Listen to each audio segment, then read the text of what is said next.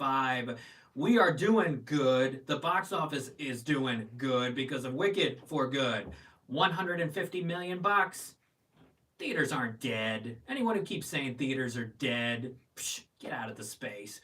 Get with it. Theaters are doing great. $150 million. It's because you gotta give people what they want. And they wanna see something like Wicked for Good, the follow up to a movie from last year that did exceptionally well. You remember all these back to back movies like the Lord of the Rings trilogy and the Pirates of the Caribbean films and the second Matrix movie after the first one. It's that boost, it's that phenomenon boost. And we're getting that here with Wicked for Good. Now, will it sustain that? Will it sustain and get to that $474 million that the other one did? We'll have to see. But I think Thanksgiving is certainly going to help for sure. Thanksgiving is going to benefit some of the movies that have come out over the last couple of weeks. It's going to benefit Zootopia 2, obviously, some more new releases. But my goodness, Wicked for Good. Fanimator's got tickets for Zootopia Tuesday. It opens Tuesday. Zootopia 2 is going to do great. We'll break out all down here. Coming up on LCJ Live, I have some Pezzes of the Wizard of Oz. We have the witches. We also have Chuck E. Cheese, because of Chuck E. Cheese Christmas is a new animated holiday special coming to Prime Video and YouTube on Thursday. I spoke with the writers of Chuck E. Cheese Christmas. That interview is available tomorrow at animationscoop.com and lcj.podbean.com. And I've got Manny here from Ice Age, of course voiced by Ray Romano, because Everybody Loves Raymond 30th Anniversary Special is tomorrow night at 8 p.m. on CBS. I think a lot of people are going to tune in for that. It's Ray, it's Brad Garrett, Patricia Heaton, some of the other cast and crew members going to talk about this iconic sitcom, Emmy-winning sitcom, celebrating 30 years. So had to bring out Manny from the Ice Age saga. Of course, Ice Age returning soon. So $150 million for Wicked for Good. That is significantly higher than the $112.5 million that the first Wicked opened to this weekend last year. And that 112.5 was a little lower than the initial estimates were coming in around 120, and then the Universal brought it to 114, and it actually was lower at 112.5. But people kept going and going, seeing it multiple times over that holiday season into the later parts of winter, and that allowed it to get to $473 million. So we'll see what happens with Wicked for Good. It is shorter than the first one. Maybe people will be inspired to go again. It may be a case like Mamma Mia 2, where if it's a darker installment, which this one is, I will see it soon, then as Mamma Mia 2 was more dramatic than the first one, not as many people went to see it multiple times or at all. Maybe it's a case of that, but Universal's got to be thrilled with that $150 million. And I think it certainly gets past the $340 million domestic mark to become Universal's biggest film of the year, passing Jurassic World Rebirth. You also have How to Train Your Dragon, which did 263. So I think Wicked for Good is going to be the biggest Universal film of the year and could very quickly get to that mark pretty soon. Pete Crooks saw Zootopia 2 last week. Very colorful and fast and sweet. I'm looking forward to Zootopia 2. It opens this week. Disney had a huge Thanksgiving last year with Moana 2, did incredible figures, and I think Zootopia 2 could do similar box office. You're talking at least $100 million for the 5-day. It's got to be even more than that, right? Got to be maybe that 150, just like Wicked just did. Maybe that 150 for the 5-day for Zootopia 2. I think that's very possible. Lots of families craving for new animation content. There are a couple other options over Christmas and New Year's. You've got David, which I've already seen, and the SpongeBob movie. They both open December 19. They're both going to do very well. It's like what we had last year with Sonic 3 and Mufasa. You've got two big family films in David and SpongeBob, plus Zootopia, plus Wicked. So yeah, it's going to be a huge rest of 2025. And with Universal as well, this is not their final gigantic movie of the year, because Five Nights at Freddy's 2 opens in 2 weeks on December 5th, and that movie did $137 million total, had a huge opening weekend. So we'll see how Five Nights at Freddy's 2 does. But my goodness, this Wicked for Good opening weekend is terrific, and it gives the theaters exactly what they need. I got to get the rest of the stats here for the weekend. It gives theaters exactly what they needed, which was a huge performer. People have been wanting this movie. The trailer came out months and months ago. I've been seeing the Wicked for Good trailer before nearly every movie that I've seen in the last 6 months. And so the anticipation was there, and you get it for sure in this $150 million opening weekend. And now we go to the number 2 movie, which is Now You See Me, Now You Don't. 9.1 million, 36.8 million bucks total. Look, the last one only did 66. This is the movie that is going to need Thanksgiving to help it get close to that 66 million. Overseas, it's doing great. Now You See Me is already almost at 150 million total, I think, worldwide. But it's going to need Thanksgiving and people to say, oh yeah, I remember the other ones. Let's go see Now You See Me. So if it doesn't do well over Thanksgiving, then you're not getting that to 66 million. To give it a shot, it's going to need this week and next weekend. It is the second biggest Lionsgate movie of the year. It passed Flight Risk and The Long Walk and a couple others to get there. But as far as beating Ballerina, which is at 58 million, again, it's going to benefit from this Thanksgiving week. Lionsgate just put out the trailer for the new Hunger Games movie, which opens in a year. So this time next year, we'll be talking about the box office for the Hunger Games movie. The last one did 166, so Lionsgate is hoping this one does pretty close to that as well. Number 3 is Predator Badlands, which added 6.3 million. It's at 76.3. Not bad. You know, it's the 5th biggest film in the 20th Century Studios label. So remember, they got rid of Fox. It's now 20th Century Studios, and since it became that 5 or 6 years ago, it is the 5th biggest movie. Of course, Avatar, Fire and Ash, which is going to do unbelievable numbers, just like the others did, is on the way. And I think there is buzz growing for Avatar, Fire and Ash to potentially be a major contender this award season. We're not just talking technical categories. There's buzz that this could be a legitimate Best Picture contender. Sigourney Weaver got an AARP nomination the other day for supporting actress. I guess the AARP has already seen it. I know some people are going to see it soon. So the buzz is growing that maybe in an awards season and a fall season that is scattered and dominated by a lot of dramas that some critics like and some audiences like, but not a lot of people are going to see them. Maybe it's the gigantic blockbusters. Here's Wicked for Good. Here's Avatar, Fire and Ash. As was the case with Barbie and Oppenheimer, it might be the blockbusters that come into this award season and say, here we are. Most people have seen these movies. The masses have seen these movies. Here you go. I mean, you look at animated feature, and K-pop Demon Hunters and Zootopia 2 are probably the strongest contenders. You have Zootopia 2, which is going to make probably $1 billion, and you have K-pop Demon Hunters, which became a phenomenon. So it's about appealing to the masses, and maybe the masses are going to really do well this year, as was the case in the Barbie Oppenheimer year. Number 4 is The Running Man, 5.8 million. You know, I haven't seen The Running Man, but I think this is a movie that just no one cares about. Only 27 million bucks total. That's significantly less than what Paramount wanted at this point. But again, Paramount will benefit from the fact that SpongeBob is just a few weeks away. Then we have Rental Family. Here's a movie. Here's an end of season awards Z hopeful movie, but I don't think it's very good. Brendan Fraser, his first starring role since winning the Oscar for The Whale, and nobody really cares. $3.3 million. It's not a good film. I'm sorry. It's not a good film.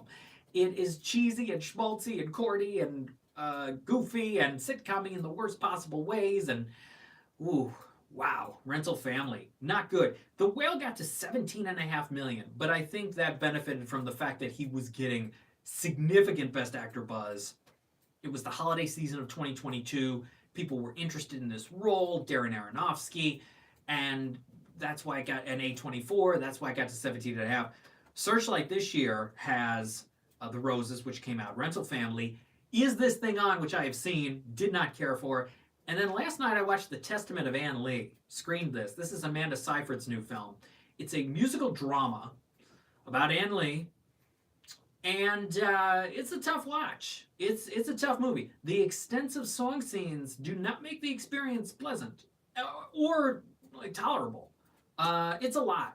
Seyfried's fine. I actually prefer her role in Seven Veils from earlier this year in terms of layers to the performance and a dynamic performance and really compelling.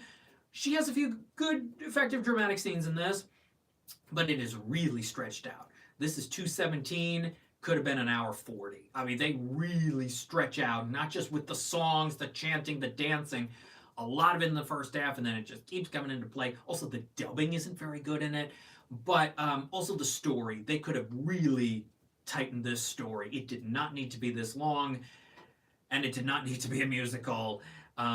Interesting in parts only because I am an upstate New Yorker, and there is some history with Ann Lee in upstate New York and what happens and how she spread her messaging, her commentary, all of that in upstate New York in the 1700s. So, I give it a couple little extra points only because of the local interest that I have in the subject matter. But otherwise, if you're not from New York, it's going to be even less of a fulfilling experience to see The Testament of Ann Lee. Searchlight putting this out limited Christmas Day. I don't think a lot of people are going to go to it. Only if she gets Best Actress Oscar nomination 4 weeks later, will there be a renewed interest in seeing it. She could be up for the Globe, maybe other stuff. It depends on how the season's going to go. But as far as lots of people seeing the movie, it's going to take her getting an Oscar nomination for that to happen. Otherwise, it is a tough sell. Let's see. Pete So the Running Man runs out of steam 2/3 of the way through. That's also what I heard from Mike Sargent, my Too Fast, Too Films colleague, who saw Wicked for Good and liked it. I think liked it more than most people who have been reviewing the film so far. Avatar 3. Everyone has doubts about James Cameron, but he always pulls it off, says Kelly's kind of awkward. Listen, Avatar, if it's really going to be a Best Picture contender like the first one was, not really the last one, then wow. It's going to add a little bit of interest. I mean, I'm interested in the fact that Sigourney Weaver could be getting supporting actress attention. I love an out-of-nowhere surprise late in the early portion of this season to kind of, throw all these Ariana Grande, Gwyneth Paltrow predictions, the sentimental value ladies and others, and say, they're still in it, but say, wait a second, here comes Sigourney Weaver, who famously won 2 Golden Globes in the same year, but didn't win either at the Oscars. Has been nominated 3 times. What a career. You've got Sigourney Weaver. You've also, in this category this year, potentially Glenn Close. Now, I saw Wake Up Dead Man last month. I'm not a fan of that movie. But I can see how some people who love that movie can be persuaded to vote for Glenn Close, at least to get nominated. What would this be, her 9th Oscar nomination? And maybe a career win? You could have Sigourney Weaver and Glenn Close versus Ariana Grande? Whoa. I mean, that's interesting. That at least gives us something to talk about that isn't just depressing movies that no one is seeing, getting a lot of attention. I mean, that would actually be interesting. I don't know. We'll see. And then, of course, you have one battle after another with some of the supporting actress contenders in that. So, yeah, we'll see what happens. It's going to be, I hope it's a fun award season. I hope it's a good award season. And if something like Avatar just comes in or Glenn Close has a legitimate shot at winning again, that will pique people's interest. You got to get people to tune in. What's going to get people to tune in? To the Oscars, it's going to be Ariana Grande. It's going to be Glenn Close. For cinephiles and sci-fi movie fans, it's going to be Sigourney Weaver. If they all have a shot at winning that, if the Oscars was smart, you don't put that category first. You make people wait for supporting actress this year if that's the way it's going. Amy Madigan for Weapons as well. Yes, got to throw her into the equation. And the horror movie fans. So there's paths to this that are not just these smaller films. Although I highly recommend Nuremberg, which is doing pretty well. Yes, it's a smaller drama, but a big cast and really good. Nuremberg came in 8th this weekend, added 1.1 million. It's at 10.9. It is Sony Pictures Classics' highest grossing movie since Call Me By Your Name in 2017. That's an accomplishment. Now, Nuremberg did open wide week 1, but still, that's an accomplishment that they have to be thrilled with. Yeah. And, oh, yes, here's another intriguing factor. You've got Timothée Chalamet. Marty Supreme is one of the few left I have not seen. But you've got Timothée Chalamet going for Best Actor again, as was the case last year with Complete Unknown. And Kevin O'Leary from Shark Tank in Supporting Actor. If that happens, you're going to have a fascination factor. You got to give people interesting stories this year. Names, mass appeal. That is an interesting story this year. But Nuremberg's doing well, and I hope it gets some ensemble SAG attention and some of the other awards groups because Nuremberg is fantastic. I want to mention some of the other box office movies, then we'll get into more of this analysis. Sisu Road to Revenge opened to just 2.6 million, which is too bad. I enjoyed Sisu Road to Revenge. I saw it last month. Q&A with Stephen Lang, who was great. And if you like the first Sisu, you're not going to be disappointed in this sequel. The change here, first of all, the first Sisu opened to 3.3, totaled 7.3. But this is a Sony sequel, Screen Gems. The first film was a Lionsgate film. Maybe Sony didn't market this enough. Maybe versus Lionsgate, or the interest is not quite there. But I recommend Sisu Road to Revenge if you like the first one. Number 7, Regretting You, 1.5 million. It's at 47.3. Good holds over the last several weeks for this Paramount film. Probably you'll try to get to 50 million. After opening to just 13 and change, totaling 50 million. That's very good for Regretting You. Number 9 is Black Phone 2, added 1 million. It's at 76.4. And rounding out your top 10 is Sarah's Oil. With 772,000, it's at 10.4 for Amazon MGM.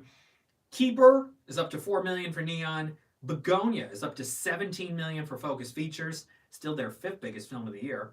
Chainsaw Man is at 42.5 for Sony. And Sentimental Value, with a good Stellan Skarsgård, but I don't love the movie, in just 151 theaters, had a $4,000 per screen average. It's up to $1.5 million total.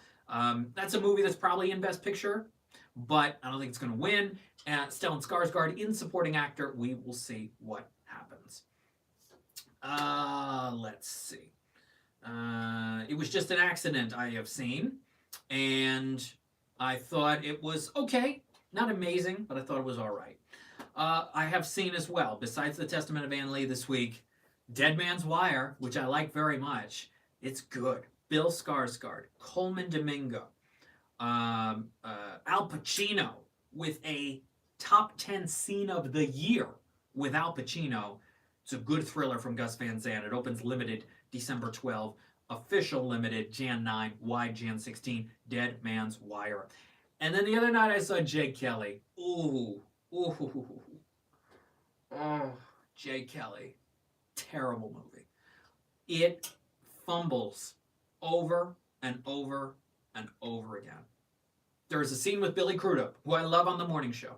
And at the end of the scene with Billy Crudup, his character does something. And from that point on, everything about Jake Kelly is messy and disastrous. From the tone to the directions it goes to the performances. Sandler tries, but it's just a one-note role. To Clooney's performance, there's some unintentionally hilarious moments with Stacy Keach. There's a great line that Stacy Keach has, but it's just, there's so much of it that is just foolish. I can't even believe it got approved in the ways that it did. And for Clooney to say, yeah, this is how I want this kind of meta movie about my life and career to be represented. I was stunned at some of the decisions made. Laura Dern not having a good year with this, and is this thing on? I was shocked.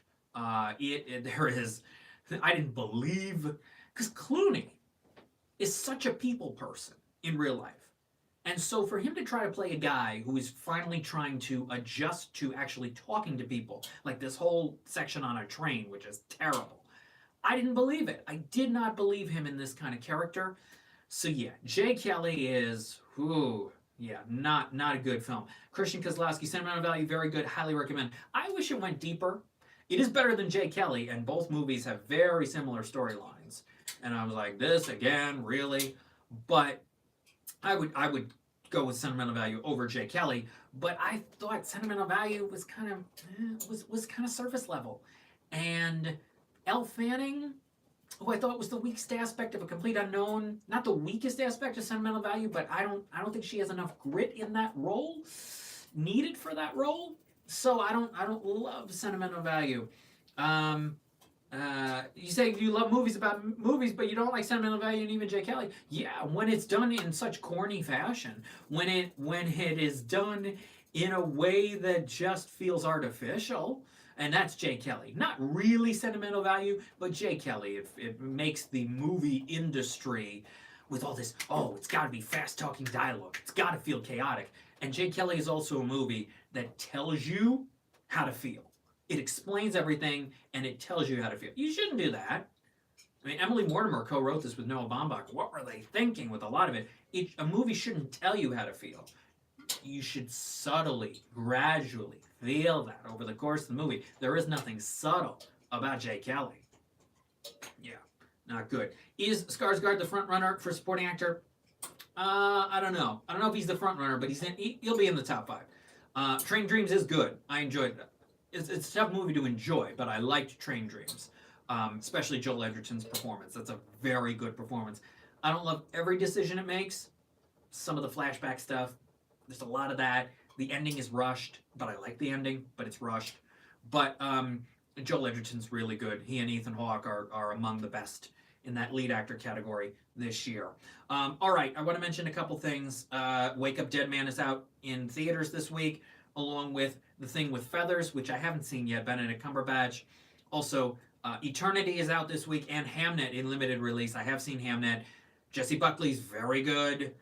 It's a tough movie. There is a section with the 2 kids that's really strong. I don't love Paul Mescal in it, and I don't love the final act. It's not quite as powerful as Chloe Zhao intended. But Jessie Buckley's getting nominated, and I could see her winning Best Actress for that performance. And of course, Zootopia 2 is out this week, which I'm looking forward to. So, Train Dreams made you cry. Yeah, I can see that happening for people. It's moving. It's a moving film. Nuremberg is a moving film. Highly recommend that. As far as the rest of the movies that are out right now, Sisu's good. Rental Family's not. And I'll be catching up on others. Hamnet's a tough film. I mean, I was at a film festival screening for that, and there were lots of people crying at various points throughout the 2 hours. That's it. If you don't know what it is going in, ooh, are you going to be surprised? It's a tough movie. Yeah. All right. That's it for today's episode of LCJ Live. Thanks for watching, and we'll be back next Sunday with the Zootopia 2 box office and Wicked for Good Week 2, and we'll preview some of the awards things happening, as well as Five Nights at Freddy's 2 box office. For more, go to animationscoop.com, lcj.podbean.com, lights-camera-jackson.com, toofast2films.com, X at LCJ Reviews, Instagram at lightscamjackson. Subscribe to the YouTube channel, turn on your notifications. Have a great Thanksgiving, and if you need a holiday gift for loved ones, available on Amazon is my holiday book, My Very Rocky Christmas, inspired by true events from my childhood, about the tradition of picking out a perfect Christmas tree and meeting a special friend. It's got facts about trees, gorgeous illustrations, coloring pages for kids to draw their own tree or rock, and it'd make a great gift. So that is available on Amazon, My Very Rocky Christmas. Have a safe and happy Thanksgiving, and we will see you next Sunday. Will be the final day of November, wow, of 2025. Have a copy, love it, thank you. And thank you so much for watching LCJ Live. Hope the Raymond special is fun tomorrow night, and I'll see you next time. Happy Thanksgiving. Bye-bye.